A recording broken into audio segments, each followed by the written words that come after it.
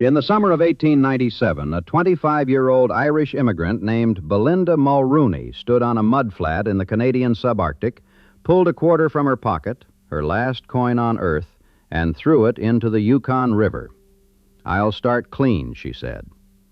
2 years later, she was the richest woman in the Klondike, running a 3-story hotel with cut crystal chandeliers and brass bedsteads in a city that hadn't existed 3 years before, 600 miles from the nearest railroad, in a place where winter temperatures dropped to 50 below zero. That hotel, the Fairview, took in $6,000 at the bar on its first night open. And Belinda Mulrooney's story isn't even the strangest one. The Klondike Gold Rush is the most improbable boom in American and Canadian history, not because of the gold. Gold had been found plenty of places, but because of where the gold was. The Klondike District sits at the confluence of 2 rivers in Canada's Yukon Territory, hundreds of miles from any coast, beyond any road, past mountain passes that killed men and horses by the thousands, in a region so remote that when gold was discovered in August of 1896, it took 11 months for the outside world to hear about it. And yet, within 2 years, the swampy flats at the mouth of the Klondike River had become the largest city west of Winnipeg, a metropolis of 30,000 people, with electricity, telephone lines, running water, 8 theaters, a dozen saloons, 3 newspapers, and hotels that served oysters and champagne. The whole thing was built of green timber and canvas, and it burned to the ground 3 times. They rebuilt it every time. What makes the Klondike different from every other gold rush is this: it was the last one. And the people who got rich were almost never the people who dug. The real money was made by the ones who understood a principle as old as commerce itself, that when 10,000 men are desperate for the same thing at the same time in the same God-forsaken place, you don't sell them gold. You sell them boots. The story begins in silence. In the summer of 1896, the Yukon River Basin was one of the emptiest places on the continent. About 1,600 prospectors were scattered across a vast wilderness, working claims along various tributaries, trading with the Han people who had lived in the region for centuries. The biggest settlement was Circle City, Alaska, population 1,200, which the locals grandly called the Paris of Alaska because it had saloons, an opera house, and a library. A correspondent from the Chicago Daily Record had come all the way up to see it. It was, by frontier standards, civilization. 70 miles upstream, a trader named Joe Ledoux ran a small sawmill and trading post on the Yukon River. Ledoux had been in the country since 1882. He'd crossed the Chilkoot Pass as a young man from upstate New York, prospected without much luck, and settled into the quieter business of selling supplies to the men who still had hope. He was 41 years old and had spent 14 years waiting for something to happen. On August 16, 1896, it happened. A party led by an American prospector named George Washington Carmack, along with 2 taggish men, Quiche, known as Skookum Jim, and Ka'a Gooks, known as Dawson Charlie, found gold on a small creek that fed into the Klondike River. The creek was called Rabbit Creek. They renamed it Bonanza. The exact circumstances of who spotted the gold first remain disputed. What's not disputed is the quantity. Carmack measured out 4 strips of ground, 2 for himself as the official discoverer, 1 each for Jim and Charlie, and the next day registered them at the police post at 40 Mile. The party had agreed to list Carmack as discoverer because they feared the mining recorder would not recognize an indigenous claimant. That detail tells you something about 1896. News moved through the mining camps like a lit fuse. Within 2 weeks, every inch of Bonanza Creek was staked. A prospector explored a side creek that fed into Bonanza and found it even richer. They named it El Dorado, and it lived up to the name. Some claims on El Dorado would turn out to be among the richest pieces of ground on Earth, yielding hundreds of thousands of dollars from deposits that were in places only a few feet wide. Meanwhile, just over the hill, a Canadian prospector named Robert Henderson, the very man who had first suggested to Carmack that he try his luck on Rabbit Creek, kept working a different creek, unaware that the bonanza everyone was talking about was the creek he'd recommended. Henderson wouldn't learn the truth for 2 years. By then, every inch was taken. By Christmas, Circle City, the Paris of Alaska, was a ghost town. Butchers dropped their aprons. Druggists ground up their last prescriptions. Every man who could move headed for the Klondike. And Joe Ledoux, the old trader who'd been waiting 14 years, he didn't stake a mining claim. He staked a town site. On 160 acres of boggy moose pasture at the confluence of the Klondike and Yukon rivers, Ledoux loaded his sawmill onto a raft, floated it to the new spot, and started selling lumber. He named the place Dawson City, after a Canadian government geologist. His sawmill ran day and night for 2 years.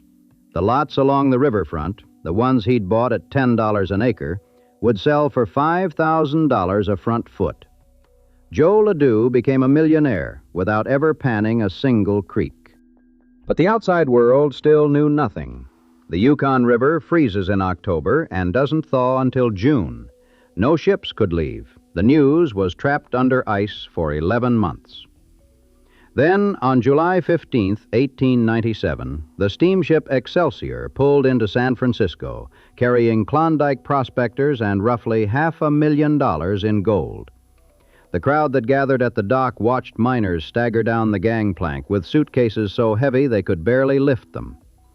2 days later, on July 17th, the steamer Portland arrived at Schwabacher's dock in Seattle. The Seattle Post-Intelligencer had chartered a tugboat to intercept the ship before it docked. The paper's reporter climbed aboard, interviewed the 68 miners, and raced back to file his story. The next morning's headline, the one that changed everything, read simply, "Gold."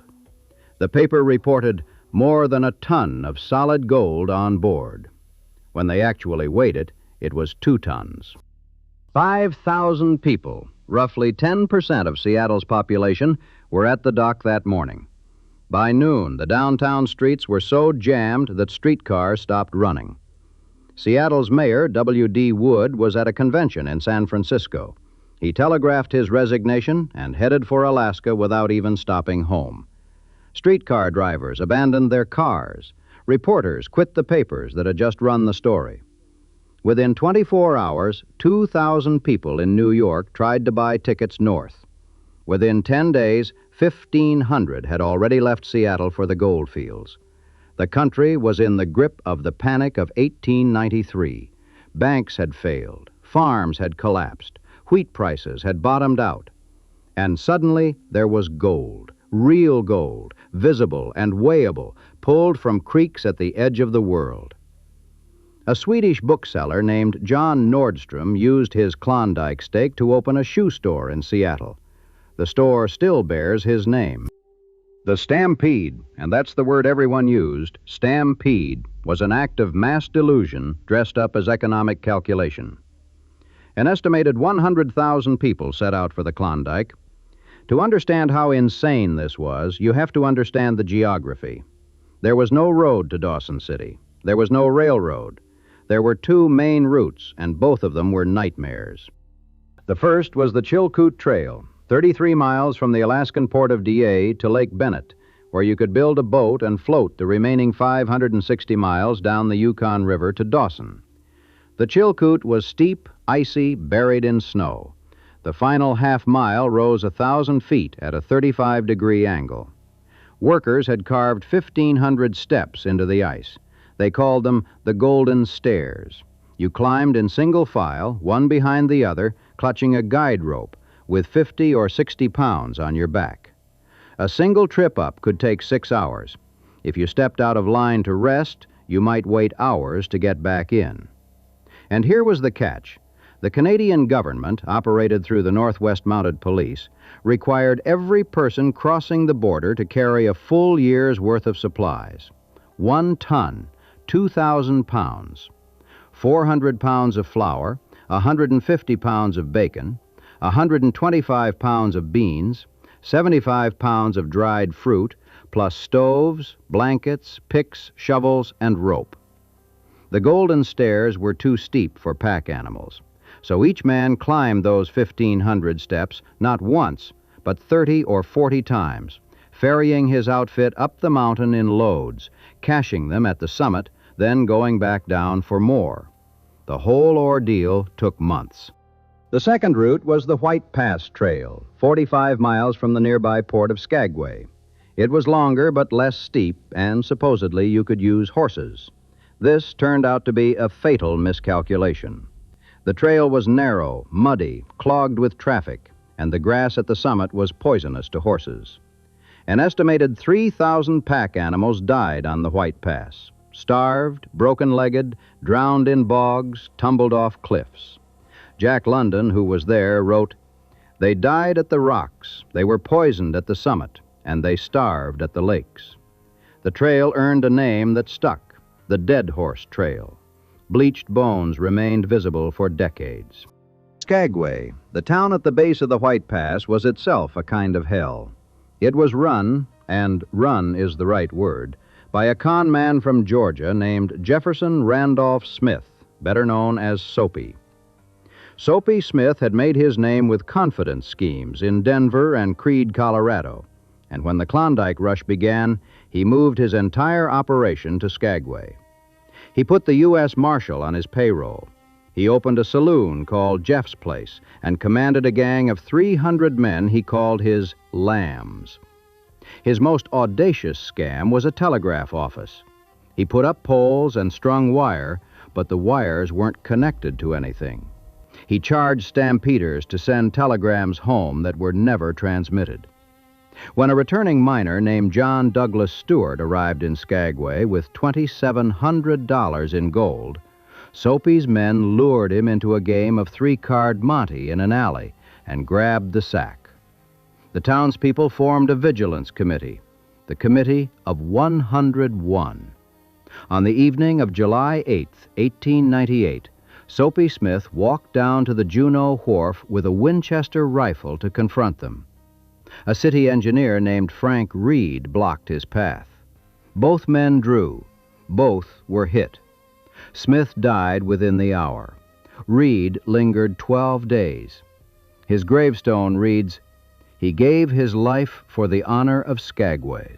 On Palm Sunday, April 3, 1898, the Chilkoot Trail produced one of the worst disasters of the entire rush. Heavy snow had fallen for weeks. The Tlingit people, who knew the mountains, refused to go up that day. Warm winds blew in, and stampeders, desperate to get moving, ignored the warnings. At 11 in the morning, an avalanche roared down the mountain above a narrow section of trail. The wall of snow and ice was 50 feet deep and 150 yards long. Over 60 people were buried. 2,000 stampeders rushed up from sheep camp to dig. They pulled bodies from the snow for days. Within hours of the last burial, the trail was open again, and men were climbing. Even surviving the pass wasn't the end of the ordeal. On the far side of the mountain, stampeders reached the headwaters of the Yukon, Lake Lindeman and Lake Bennett, where they had to build boats. Thousands of men who had never held a saw in their lives felled trees and whipsawed lumber to construct scows, rafts, and anything that would float. By the spring of 1898, the shores of Lake Bennett looked like a shipyard run by amateurs. 7,000 crude boats in various stages of construction, canvas stretched over green wood, seams caulked with spruce pitch, and prayer. When the ice broke in late May, the entire fleet launched at once, a floating armada of desperate men hurtling down the Yukon River toward Dawson, 560 miles to the north. The river wasn't gentle. At Miles Canyon and the White Horse Rapids, the current funneled through a basalt gorge at tremendous speed. Superintendent Sam Steele of the Mounties, after watching several boats smash to pieces and their occupants drown, stationed officers at the rapids and ordered that every boat be inspected before proceeding. Women and children had to walk around the rapids. Men who couldn't handle their boats were required to hire a pilot. It was the kind of practical, unsentimental authority that distinguished the Canadian side of the rush from the lawless free-for-all of Skagway. Of the 100,000 who set out, only about 30,000 ever reached Dawson City. Some turned back on the trails, some drowned in the rapids, some died of typhoid in the cramped tent cities along the passes. Many simply ran out of money or hope. Those who did arrive, most of them in the summer of 1898, found the cruelest irony of the entire rush. By the time the masses got to Dawson, every creek had already been claimed. The early arrivals, the men who'd been in the country since '96 or early '97, had locked up every inch of Bonanza, El Dorado, Hunker Creek, and Gold Bottom. The latecomers, who had quit their jobs, liquidated their savings, walked over mountains, and floated 500 miles of river, discovered that they had come all that way to work for someone else. The richest ground on earth was already spoken for. But the city that greeted them was something no one had expected.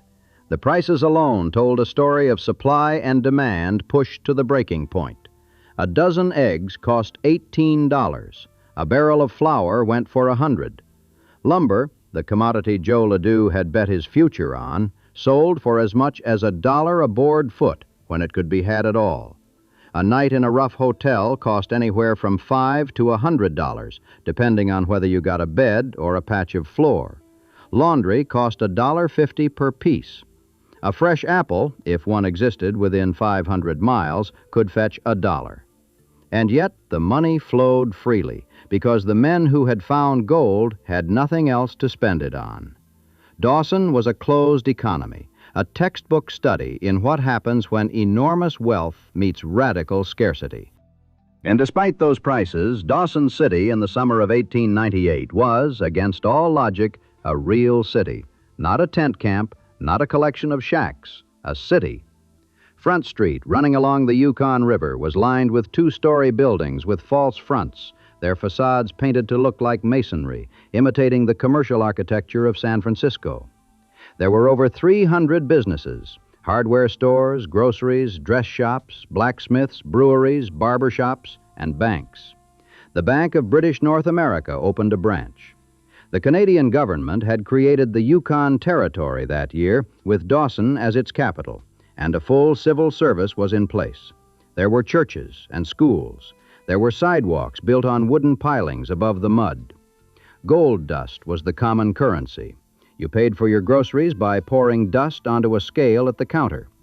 Saloon owners swept the floors at night and sluiced the sweepings, gleaning $100 in spilled dust.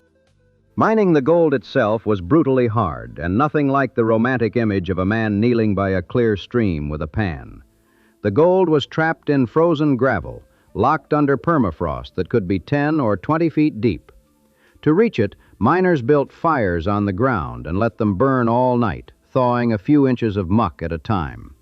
Then they shoveled out the softened dirt, built another fire, thawed another layer, and repeated the process for weeks or months until they hit bedrock, where the gold had settled. The tailings were piled up and left until spring, when meltwater could be channeled through sluice boxes to wash out the precious metal.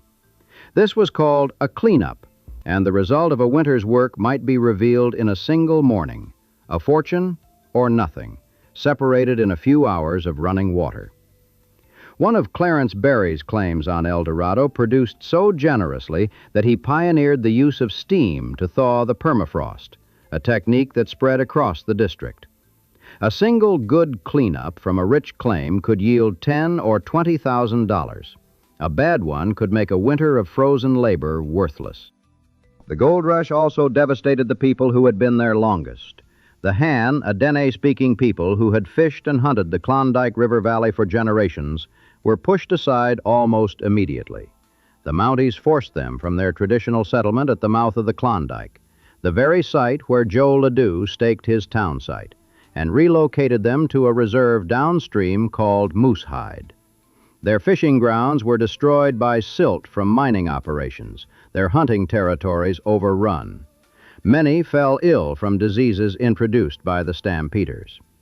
It would be a full century before the Klondike Wet'chen, their descendants, achieved a land claim settlement and self-governance. The gold rush's original sin was the same as every other frontier boom in North American history. The wealth was built on someone else's ground. The entertainments were extraordinary for a place you could only reach by river. 8 theaters offered live performances: vaudeville, burlesque, comedy, melodrama. At the Tivoli, the Monte Carlo, and the Palace Grand, performers played to miners who hadn't spoken to another person in weeks. A 9-year-old girl named Margie Newman, known as the Princess of the Klondike, could make grown men weep when she sang. The dance halls were the real social engine.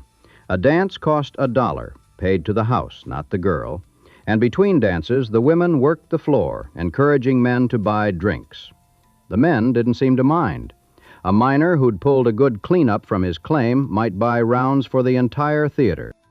And yet the whole thing was astonishingly orderly. Unlike Skagway, Dawson was Canadian territory, and the Mounties ran it with an iron hand. No one was allowed to carry a handgun. Saloons closed for 24 hours every Saturday at midnight.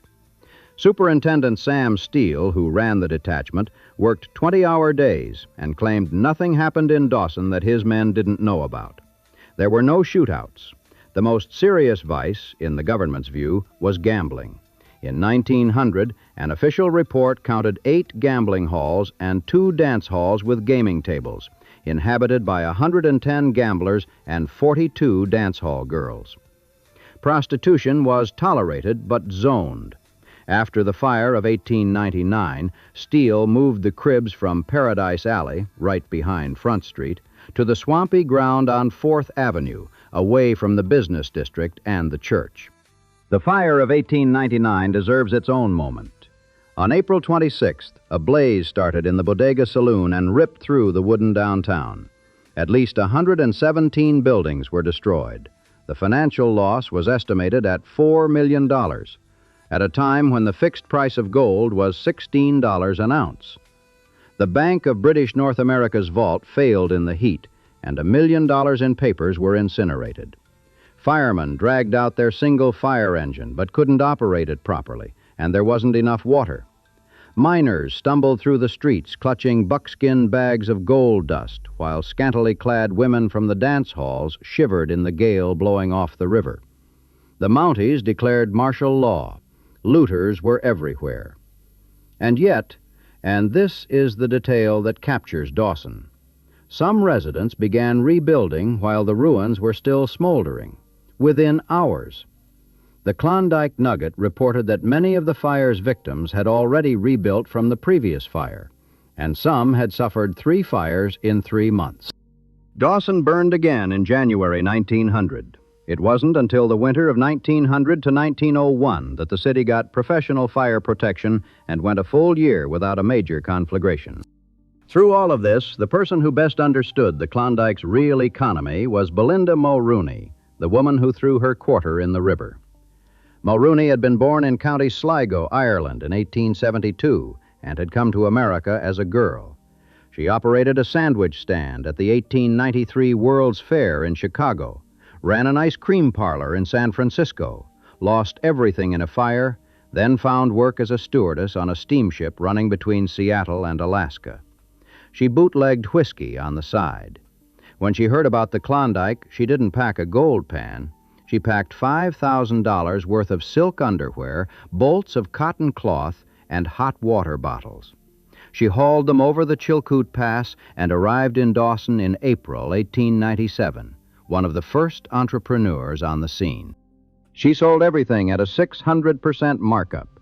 Then she opened a restaurant, charging up to $4.50 for a meal. Then she bought up arriving boats and rafts, hired unemployed men to build cabins from the lumber, and sold the cabins at astronomical profits. Her genius was in positioning.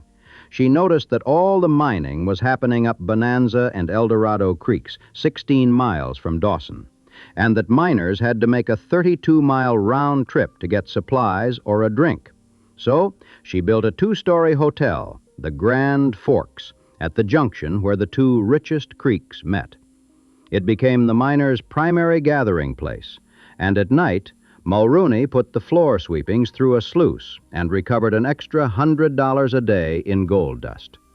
The Grand Forks also doubled as an official collection office for the government's mining royalties, which gave her a front-row seat to the intelligence on which claims were producing. She invested accordingly. By the end of 1897, she owned or held a stake in 5 mining claims and nearly 20% of one of the region's wealthiest mining companies.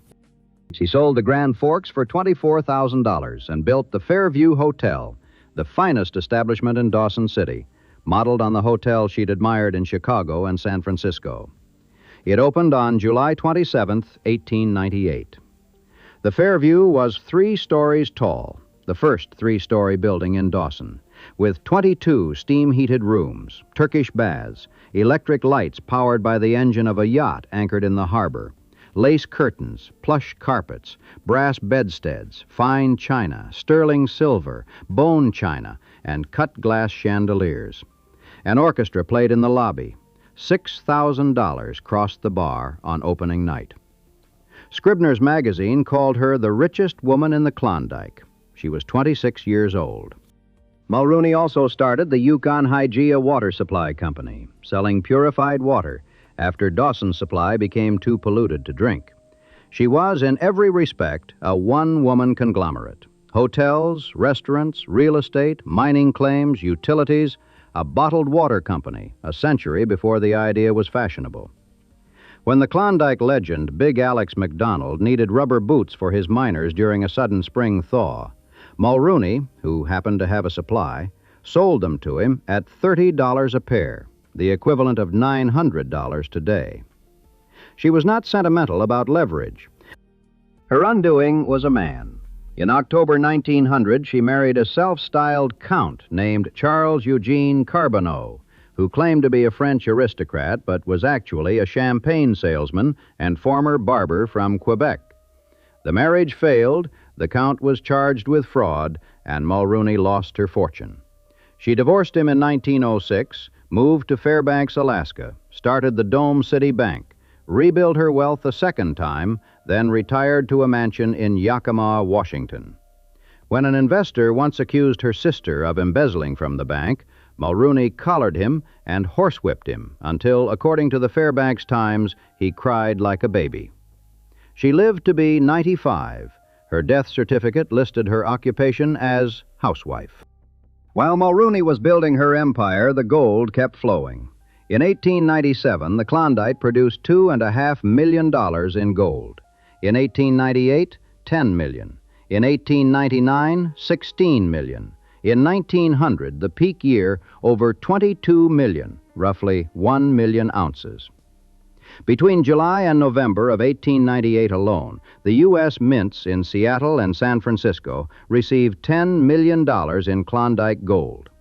Over the following 50 years, the region would produce $500 million worth. These numbers mattered beyond the Yukon. The United States was still debating the gold standard. Gold would not become the official monetary standard until 1900, and the Treasury was running short of reserves. Klondike gold helped fill the gap. Some economists have argued that the rush played a role in ending the Depression of the 1890s, though the full picture is more complicated than that. The men who dug the gold were a more varied population than the mythology suggests. They included farmers, bankers, students, teachers, butchers, con men, ministers, and at least one former U.S. lawman. Wyatt Earp passed through. A failed Austrian immigrant named Anton Stander, who'd arrived in New York in 1887 with $1.75 to his name and worked as a cowboy, coal miner, sheep herder, and waiter, became the 4th richest man in the Klondike. He left with his favorite dancing girl. He eventually went broke again.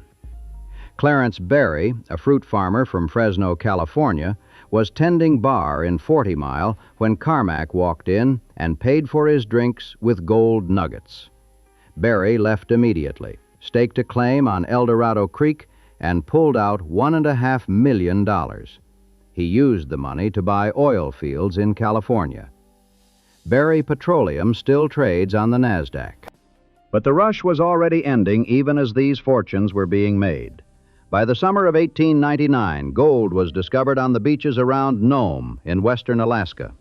Nome was on the coast. No mountain passes, no 500-mile river journey. You could step off a steamship and start panning on the beach. For the thousands of disappointed latecomers in Dawson who'd never found a claim, Nome was irresistible. They left in waves. Dawson's population, which had swelled to between 30 and 40,000 at the peak, dropped to 8,000 by the end of 1899. By 1902, when the city was formally incorporated, it was down to 5,000. The Klondike itself still had gold. 1900 was the peak production year. But the era of the individual prospector was over.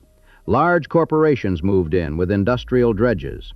The Yukon Consolidated Gold Corporation and its fleet of enormous machines would work the creeks for decades, but they employed hundreds, not thousands. Day labor replaced grub staking. Corporate capitalism replaced the pick and pan. The city that had sprung from nothing settled into a long, quiet decline. It remained the capital of the Yukon Territory until 1953, when the designation was transferred to Whitehorse, 530 kilometers to the south. The Alaska Highway, built during World War II, had bypassed Dawson by over 300 miles, cutting its last thread of strategic relevance. By the 1960s and 1970s, fewer than 1,000 people lived there. The false-fronted buildings on Front Street sagged on their pilings. The permafrost beneath them heaved and shifted, some tilted at odd angles, like old men leaning against the wind. And yet, the town didn't die. It never quite died. Parks Canada stepped in and began restoring the historic buildings, preserving them as a living museum of the Gold Rush era. The Palace Grand Theater, originally built in 1899 by an impresario named Arizona Charlie Meadows, was reconstructed and still hosts performances. Diamond Tooth Gertie's, a gambling hall in the style of the Gold Rush, has operated since the 1970s, complete with can-can girls and blackjack tables. In 2023, the Klondike was designated a UNESCO World Heritage Site. Today, about 1,500 people live in Dawson City. The dirt streets are unpaved, not out of neglect, but because the permafrost beneath the town makes paving impractical. The buildings still lean. Gold is still mined in the surrounding creeks, though at a fraction of the old volumes. The Klondike's deepest legacy is not in Dawson at all. It's in Seattle. Before 1897, Seattle was a backwater, a lumber town still recovering from the Depression, competing with San Francisco, Portland, and Vancouver for Pacific trade, and losing badly. When the Portland arrived with 2 tons of gold, the Seattle Chamber of Commerce grasped the moment with a ferocity that would define the city for the next century. They hired a former newspaper editor named Erastus Brainerd to run a publicity campaign positioning Seattle as the gateway to the gold fields. Brainerd was relentless. He planted stories in papers across the country, distributed pamphlets, bombarded government officials, and outmaneuvered competing campaigns from San Francisco and Vancouver. San Francisco's effort was later described by a national magazine writer as a sluggish affair that paled beside the spirit displayed by Seattle. By September of 1897, 9,000 people and 3,600 tons of freight had left Seattle for the Klondike. The merchants of Pioneer Square sold over $1 million in supplies. The outfitting trade transformed Seattle from a regional port into a commercial powerhouse. The Alaska-Yukon Pacific Exposition of 1909, held on the grounds of the University of Washington, cemented the connection. A century later, Seattle residents still tend to think of Alaska as their own.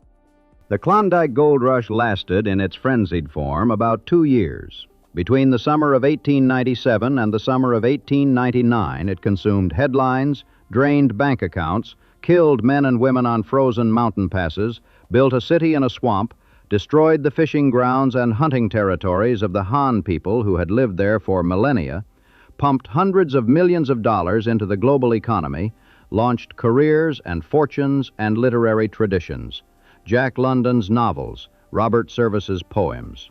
And then, almost overnight, it was over. The stampeders moved on to Nome, or went home, or settled in Seattle, or simply disappeared into the vast, indifferent wilderness. The gold stayed in the ground, waiting for machines big enough to take it. Joe Ledoux, the trader who'd staked the town site instead of a mining claim and become a millionaire selling lumber and lots, returned to New York as a celebrity. He met President McKinley. He gave speeches in Denver, Chicago, Minneapolis, Boston, and Philadelphia. He married the woman he'd been courting for years.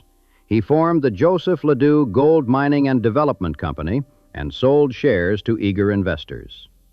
By 1898, Dawson lots that had sold for $5 to $29 in 1897 were going for upwards of $20,000. Squatters had overrun his town site. He made it back to Dawson for 10 days in the summer of 1898 to survey the chaos. Then he went home to Schuyler Falls, New York, and died of tuberculosis on June 27, 1901. He was 45. Robert Henderson, the Canadian prospector who had told Carmack to try his luck on Rabbit Creek, then continued prospecting just over the hill from the richest ground on Earth, not realizing that the Bonanza Creek everyone was talking about was the very creek he'd suggested. Did not discover his mistake until 2 years later, when every claim had long been staked. He spent the rest of his life petitioning the Canadian government for recognition as a co-discoverer.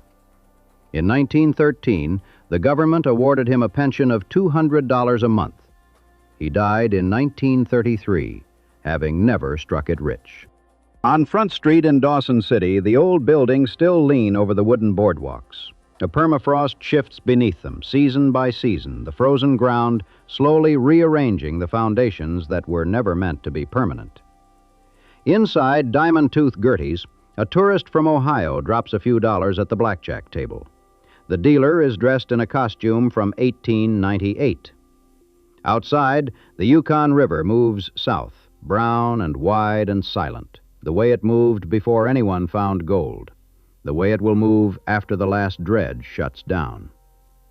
The mud flat where Joe Ledoux built his sawmill, where Belinda Mulrooney threw her last quarter, where 30,000 people once lived and drank and gambled and froze and dreamed. It's still there. The ground holds everything. It always has.